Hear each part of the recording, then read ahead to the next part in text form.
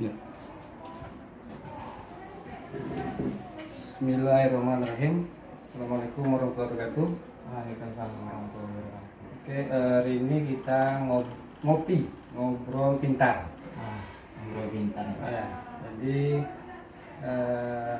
narasumber hari ini yaitu Iqbal Banuza, siswa SMA 1 Pungko kelas 11 IPA 1. Oke, Bang, gimana kabar, Bang? Alhamdulillah sih baik, Pak. Sehat ya. Kalau Bapak sendiri gimana, Pak? Alhamdulillah sehat, karena pandemi ini jadi kita banyak di rumah. Terus kegiatan hari ini rencananya kita mau ngobrol-ngobrol aja, ngobrol-ngobrol pintar, ngobrol-ngobrol santai aja. Oke, langsung aja. Mungkin Iqbal perkenalkan diri dulu, terus Oke. apa aja prestasinya. Oke, silakan, Iqbal. Oke, Pak. Baik semuanya. Sebelumnya perkenalkan, nama saya Muhammad Iqbal Banuza Priyansyah. Saat ini saya sedang duduk di bangku kelas 11 SMA di SMA Negeri 1 Pemko Provinsi Bengkulu. Nah, kalau ditanya prestasi nih, sebenarnya hal yang sebenarnya nggak perlu diumbar. Tapi kalau Bapak udah terlanjur nanya, alhamdulillah banget. Kemarin di tahun 2020 lagi masa-masa pandemi nih, nggak ada aktivitas di rumah, kemudian ya ikut iseng-iseng beberapa event seperti salah satunya adalah Parlemen Remaja. Nah, alhamdulillahnya saya terpilih menjadi delegasi Parlemen Remaja tahun 2020 mewakili Provinsi Bengkulu di ajang nasional. Kemudian juga alhamdulillah banget nih, di tahun 2020 di tahun yang sama juga saya meraih juara 2 FLS 2N cabang puisi di tingkat provinsi. Mungkin itu sih yang dari yang gambaran umumnya. Gitu, Pak ya. Mungkin teman-teman, sahabat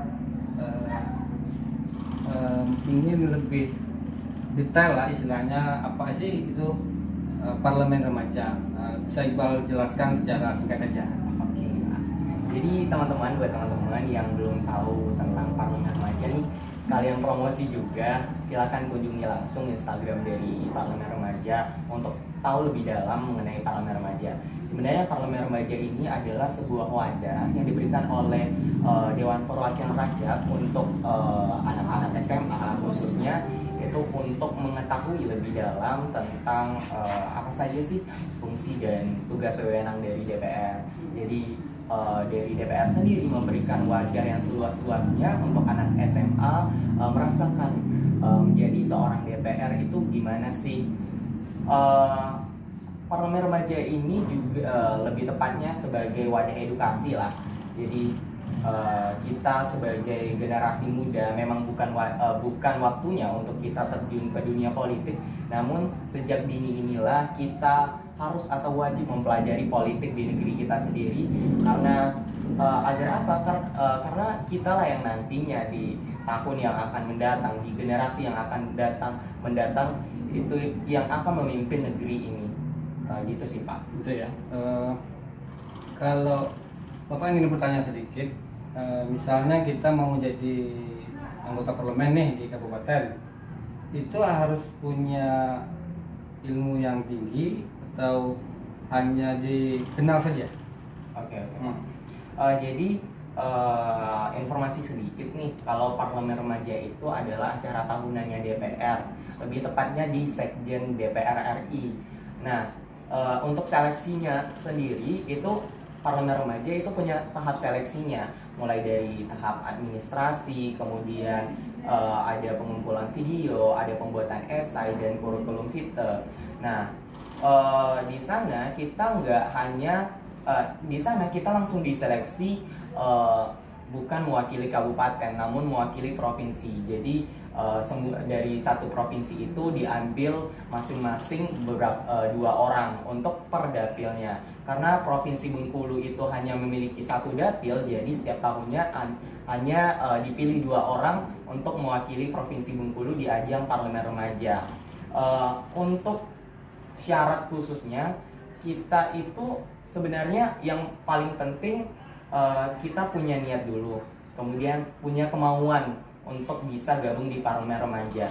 Dan untuk apa? Nanti kita bakal diseleksi melalui esai, kemudian ada video kampanye yang memperlihatkan keseriusan kita dalam mengikuti parlemen remaja. Dan ada juga bobot dari kurikulum vitae yang di dalamnya ada pengalaman organisasi, kemudian prestasi-prestasi yang pernah diraih, yang punya bobot yang juga cukup membantu untuk masuk ke parlemen remaja tersebut. Eh, jadi itu sebagai syarat juga nanti untuk adik-adiknya Bang. Iya. Jadi Bapak berharap, SMA juga berharap nanti ada penerus-penerus Iqbal selanjutnya. Oke, Bapak juga mau nanya Bang, Iqbal kan di sekolah berprestasi, di luar juga berprestasi. Apa sih tips-tips, trik-triknya untuk teman-teman kita, untuk sahabat kita? Oke. Jadi kalau ditanya tips dan trik berprestasi ya teman-teman, yang paling pertama kali yang harus teman-teman miliki adalah niat terlebih dahulu. Kenapa sih harus niat terlebih dahulu? Karena dari niatlah sesuatu akan berjalan semestinya. Kemudian yang kedua adalah kenali diri teman-teman terlebih dahulu. Apa sih yang membuat saya hidup? Apa sih tujuan saya hidup? Kemudian mengapa sih apa saja hal-hal yang ingin saya capai di masa depan? Karena dari hal-hal tersebutlah membuat teman-teman mengintrospeksi diri teman-teman. Wah, ternyata harapan saya di masa depan adalah ingin menjadi seorang dokter. Untuk menjadi seorang dokter, saya punya bekal segini, dan untuk mendukung bekal saya tersebut, saya harus melakukan berbagai hal. Ya, salah satunya dengan berprestasi. Berprestasi itu enggak selalu tentang akademik saja, bisa juga dari non akademik. Karena itu sesuai dengan passion kita masing-masing. Setiap manusia memiliki bakat yang berbeda-beda, dan yang mengetahui bakat kita itu sendiri adalah kita sendiri, gitu. Jadi tips dan trik yang ketiga adalah buat mindset dalam diri teman-teman bahwa wah, saya ingin membahagiakan kedua orang tua saya ingin membahagiakan orang-orang di sekitar saya ingin memberikan manfaat kepada orang-orang di sekitar saya. Dengan begitu akan muncul di dalam diri teman-teman sebuah niat, wah, berarti saya harus berprestasi nih, saya harus memberikan manfaat atau benefit ke orang lain, supaya konsep dari Islam itu sendiri, yaitu manusia adalah sebagai rahmatan lil alam, jadi rahmat bagi seluruh alam, gitu sih Pak. Itu aja ya. Selain itu Iqbal juga pernah ikut berbagai kompetisi ya kan? Alhamdulillah ya Pak. Jadi mungkin gimana sih Iqbal mempersiapkan kompetisi itu, dan gimana Iqbal mempersiapkan tugas-tugas di sekolah juga. Jadi membagi waktu. Iya, membagi waktu. Yang pertama, yang perlu teman-teman ketahui bahwa tugas sekolah itu adalah kewajiban kita sebagai siswa dan tidak bisa dikesampingkan. Yang namanya prestasi itu adalah nomor 2 setelah sekolah, karena bagaimanapun sekolah adalah yang pertama untuk teman-teman lakukan. Tips dan trik dari Iqbal sendiri itu yang pertama, bagaimana caranya tugas sekolah itu harus selesai lebih awal, sehingga Iqbal punya waktu lebih luang, lebih panjang lagi untuk mengerjakan atau mempersiapkan kompetisi-kompetisi yang Iqbal sedang hadapi, gitu. Jadi sebenarnya Iqbal juga kalau mempersiapkan suatu kompetisi itu enggak kayak semalam itu gitu, enggak. Jadi nyicil gitu. Jadi hari ini katakanlah Iqbal sedang mengikuti lomba pidato nih. Jadi hari ini ngapal, nyari bahan dulu. Kemudian besok mulai ngapal paling 1 lembar. Kemudian besok lagi ngapal 1 lembar. Kemudian besok lagi itu baru diulang sampai materinya hafal gitu. Jadi yang namanya mengikuti kompetisi. Yang pertama kita harus niat, kemudian jangan terburu-buru, dan yang ketiga adalah konsisten, serius. Pokoknya tanamkan dalam diri teman-teman mindset juara gitu. Memang untuk mengikuti sebuah kompetisi itu kita pengen cari pengalaman gitu. Tapi jangan lupakan juara itu juga penting teman-teman. Itu sih Pak. Gitu ya. Oke.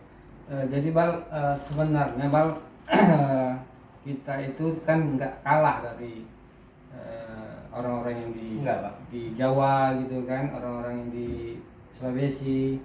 Jadi menurut Iqbal gimana sih biar kita bisa bersaing dengan mereka yang di luar sana gitu? Iya, benar banget nih Pak.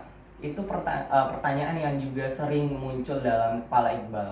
Kenapa sih orang-orang di Jawa, di Sulawesi, di Kalimantan itu punya daya saing yang kuat, sementara kita yang notabene itu berada di Pulau Sumatera yang jauh dari ibu kota juga itu punya mental juang yang mohon maaf dibilang kayak rendah gitu.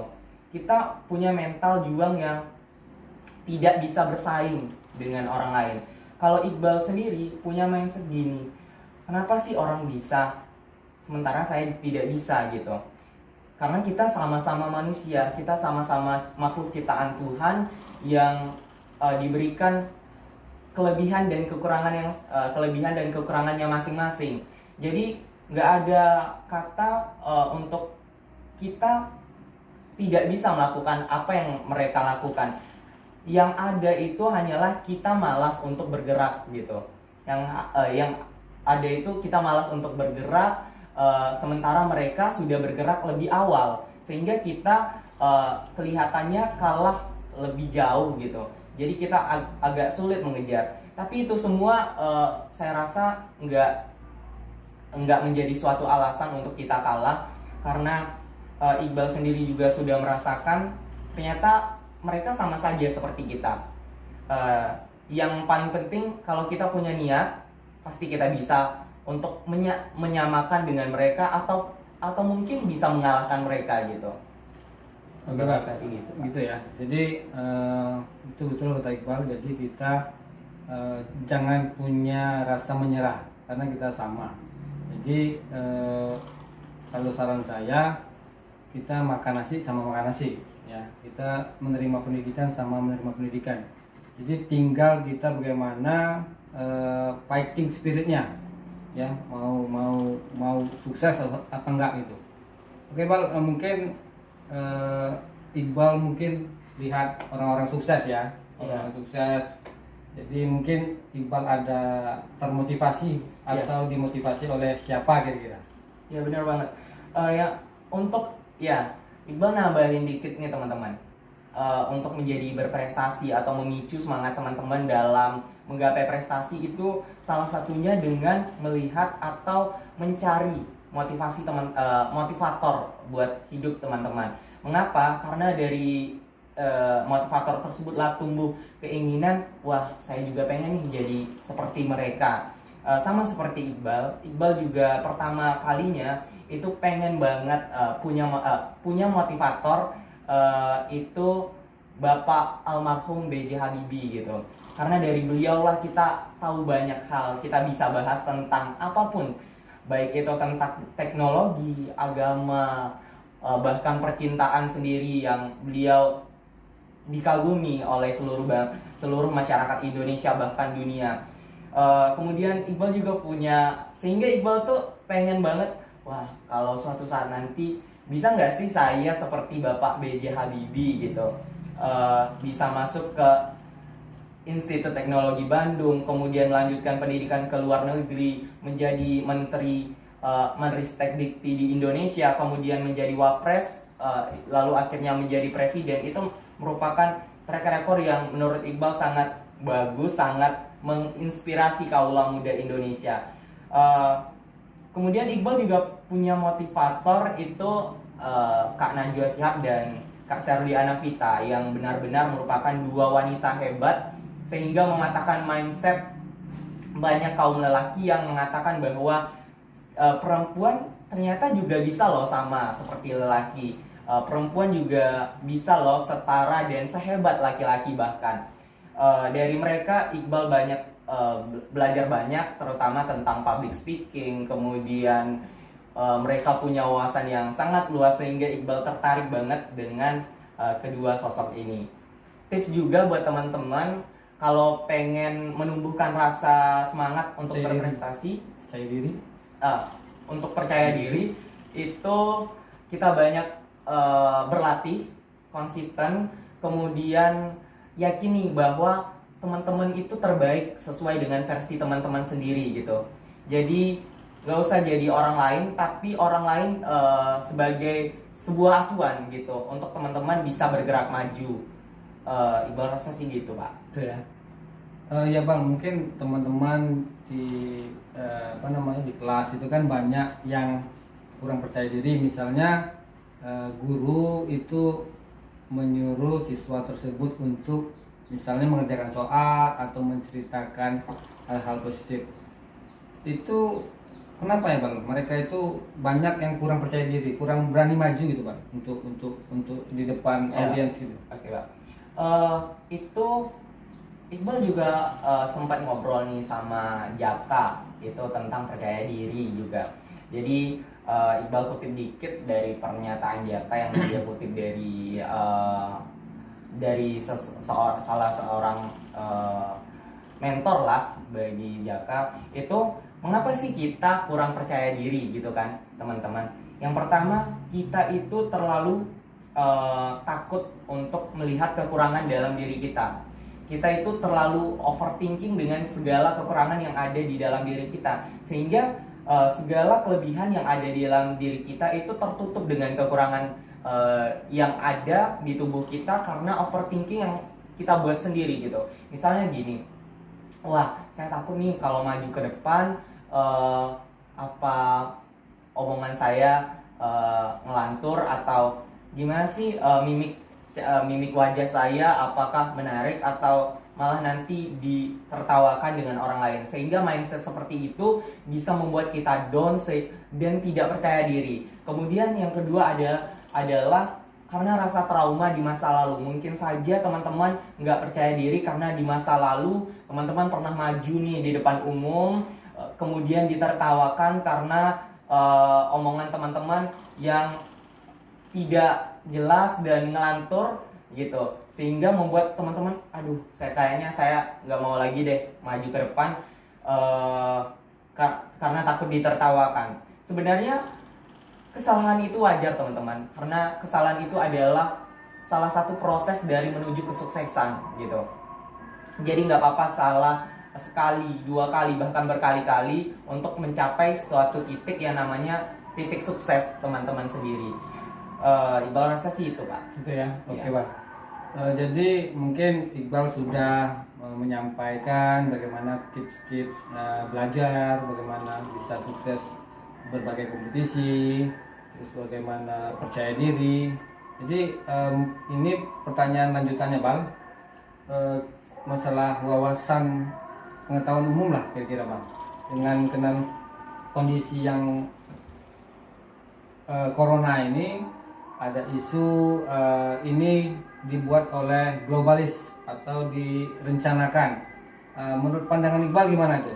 Wah, kalau bicara tentang global gitu ya, kemudian elit global dan teori konspirasi yang mengatakan bahwa corona ini merupakan konspirasi dari elit global, sejauh dari pengamatan dan informasi yang telah Iqbal peroleh, Iqbal kurang percaya dengan hal tersebut. Mengapa? Karena dari data yang Iqbal temukan dan Iqbal baca, Iqbal gali juga, itu dari dokter-dokter kemudian ahli kesehatan yang menyampaikan statement mengenai virus corona, Iqbal percaya bahwa virus corona itu ada. Bahkan mungkin dari dulu pun juga ada virus corona, cuman berkembangnya adalah saat ini.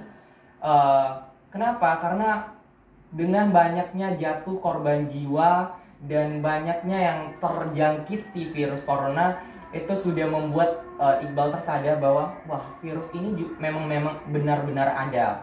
Mungkin yang membuat virus ini menjadi kayak bisa dibilang kayak sebuah konspirasi global karena pihak rumah sakit, ya mohon maaf, pihak rumah sakit yang membuat virus ini seolah-olah direkayasa sehingga membuat kepercayaan masyarakat akan virus corona ini menurun. Tapi percayalah teman-teman, mungkin teman-teman bisa juga melihat dari informasi atau sumber-sumber yang beredar dari dokter-dokter tentunya, itu virus corona memang benar ada. Jadi teman-teman tetap jaga kesehatan, tetap patuhi protokol kesehatan sampai pandemi ini selesai. Iqbal juga kemarin cukup berasumsi lagi nih. Setelah hilang konspirasi dari elit global, kemudian masuk nih virus B117 ya Pak. Kemudian Iqbal lihat, wah kenapa sih virus corona bermutasi terus ya Pak? Kemudian katanya vaksin masih berlaku. Kemudian muncul pemikiran dari Iqbal, wah kalau gini kayaknya kalau virus corona ini konspirasi masuk juga nih. Kenapa? Karena mungkin ya teman-teman, tapi jangan terprovokasi dengan statement ini. Mungkin aja nih virus corona nantinya bakal bermutasi lagi, sementara masyarakat sudah divaksin semua dan pemerintah mengatakan bahwa vaksin tidak berlaku lagi di virus B117, sehingga pemerintah harus menemukan vaksin baru dan mengakibatkan masyarakat untuk divaksin untuk kedua kalinya. Sehingga di sini ada semacam pemikiran bahwa pemerintah akan bermain dengan masyarakatnya sendiri sebagai sebuah ajang bisnis atau praktik bisnis, seperti sebuah statement salah satu anggota DPR yang mengatakan pemerintah jangan pernah bermain api dengan masyarakatnya sendiri. Itu sih Pak. Gitu ya. Jadi memang kalau dilihat dengan keadaan seperti ini, jadi kita berpendapat bahwa ini bisa jadi, bisa tidak, bisa jadi karena dengan kondisi ekonomi, dengan pemberitaan seperti Mardigu itu sebagai intelijen, jadi itu kita bisa berpikir bahwa ini konspirasi. Jadi kita anggap aja kita anggap aja tidak. Jadi kita jalankan aja dengan pola hidup sehat, jaga, ambil hikmahnya aja dari pandemi ini. Terus mungkin ini pertanyaan terakhir ya.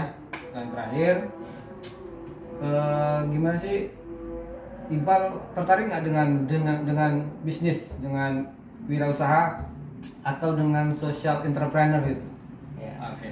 Sebenarnya ini pertanyaan yang bagus teman-teman, karena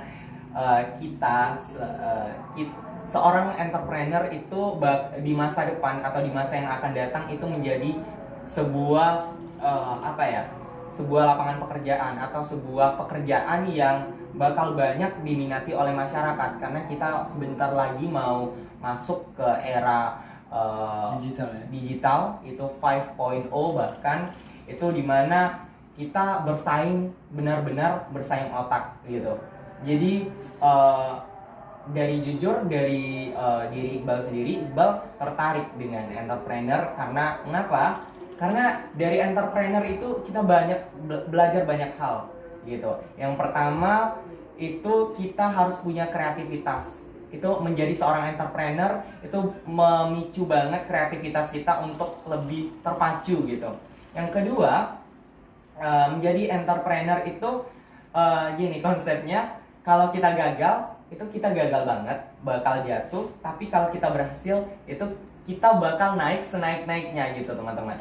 Jadi Iqbal nggak bilang entrepreneur ini sesuatu yang menjanjikan, tapi jika berhasil itu bakal membuat hidup teman-teman akan terjamin.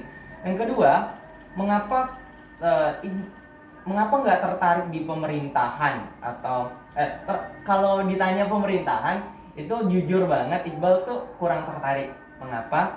Karena Iqbal nggak suka pekerjaan yang mungkin dibilang monoton sih nggak terlalu, tapi bisa dibilang monoton lah teman-teman.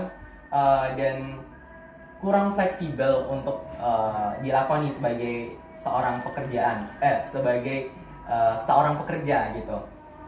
Dan mengapa entrepreneur dan di sini Iqbal sih nggak menggiring opini bahwa bekerja sebagai pemerintahan itu hal yang tidak enak atau tidak mengasihkan. Itu tetap menjanjikan teman-teman. Bahkan jika kita bekerja sebagai seorang di pemerintahan itu kita bakal menerima pensiun yang artinya kita bakal hidup terjamin hingga masa tua kelak.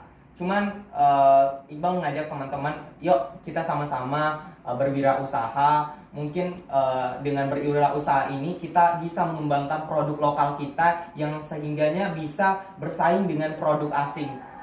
Kata Pak Jokowi kan kita harus mencintai produk lokal gitu loh teman-teman.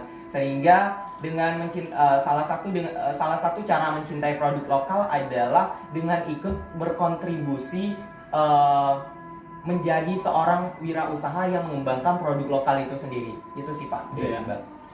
Oke, terakhir pertanyaan terakhir, apa sih cita-cita Iqbal?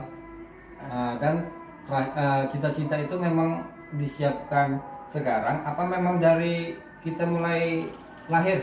Oke Pak. Kalau ditanya cita-cita ini teman-teman, namanya seorang remaja ya teman-teman yang punya keingintahuan dan keinginan yang banyak gitu. Iqbal sejujurnya itu terlalu banyak cita-cita dalam hidup Iqbal. Namun yang paling cita-cita terbesar itu adalah membahagiakan orang tua gitu. Pokoknya Iqbal berusaha banget. Pokoknya gimana caranya Iqbal membahagiakan orang tua dengan jalan hidup Iqbal sendiri gitu. Jadi cita-cita terdekat ingin masuk kampus, ya tentunya dengan kampus yang klaster 1 seperti Universitas Indonesia atau Institut Teknologi Bandung. Amin kalau ditakdirkan oleh Allah gitu. Kalau ditanya kapan sih harus mempersiapkan cita-cita, saran Iqbal itu siapkanlah cita-cita yang matang dari sejak dini, sehingga teman-teman tahu arah teman-teman itu pengen dibawa kemana gitu. Jadi teman-teman punya titik tujuan hidup gitu. Wah, saya dari kecil pengen jadi dokter, sehingga teman-teman sudah mempersiapkan hal tersebut sejak dini. Teman-teman tahu untuk menjadi dokter bekalnya segini dan apa saja yang harus dipelajari. Jadi teman-teman tahu arah tujuan hidup teman-teman. Jangan nanti di tengah baru kelas 2 SMA baru memikirkan cita-cita. Jadi itu bisa dibilang terlambat gitu. Dan itu sama saja teman-teman kayak mengulur waktu lebih lama lagi untuk teman-teman bisa menggapai cita-cita teman-teman. Gitu sih Pak. Oke, baiklah. Tadi kita berbincang-bincang dengan Iqbal, ngobrol pintar. Jadi itu aja. Mungkin selanjutnya kita akan bertemu di vlog-vlog berikutnya bersama, mungkin bisa Iqbal lagi, mungkin bisa narasumber yang lain. Itu aja pesan terakhir saya atau pesan Iqbal kepada teman-teman. Oke, jadi closing statementnya untuk teman-teman semua, saya kutip nih dari salah satu mentor juga, mentor yang saya cukup kagumi, itu ada Pak Budi Waluyo. Itu dia mengatakan seperti ini di setiap pertemuannya. Dia mengatakan bahwa pertemuan ini, atau untuk teman-teman yang melihat video ini, itu bukanlah sebuah kebetulan, melainkan adalah takdir Tuhan yang mempertemukan kita dalam pembicaraan seperti ini. Sehingga apa saja yang baik di dalam video ini boleh teman-teman ambil, dan apa saja yang buruk itu tolong teman-teman buang. Kemudian terakhir pesan Iqbal, kita sebagai generasi muda hendaknya lebih cinta dengan negara, lebih ingin bergerak maju, memajukan negara, karena perjuangan kita jauh lebih berat di masa yang akan datang. Kita inilah yang bakal menjadi tonggak estafet dari negara ini, sehingga jangan sia-siakan hidup teman-teman di masa remaja, karena masa depan akan jauh lebih berat dan lebih menantang. Oke, ya. Terakhir juga dari pesan dari saya bahwa betul yang Iqbal bilang, karena di dunia kita harus siapkan bekal kita untuk akhirat. Nah, jadi akhiratlah yang selama-lamanya. Jadi betul sekali. Jadi kita nggak usah nggak usah neko-neko. Jadi kita jalankan aja sesuai dengan rule yang sudah ada. Jangan berbuat maksiat. Kita harus belajar, patuhi, punya akhlak yang baik. Oke, itu aja. Semoga bermanfaat. Kalau tidak bermanfaat boleh dibuang, kata Iqbal tadi. Wassalamualaikum warahmatullahi wabarakatuh.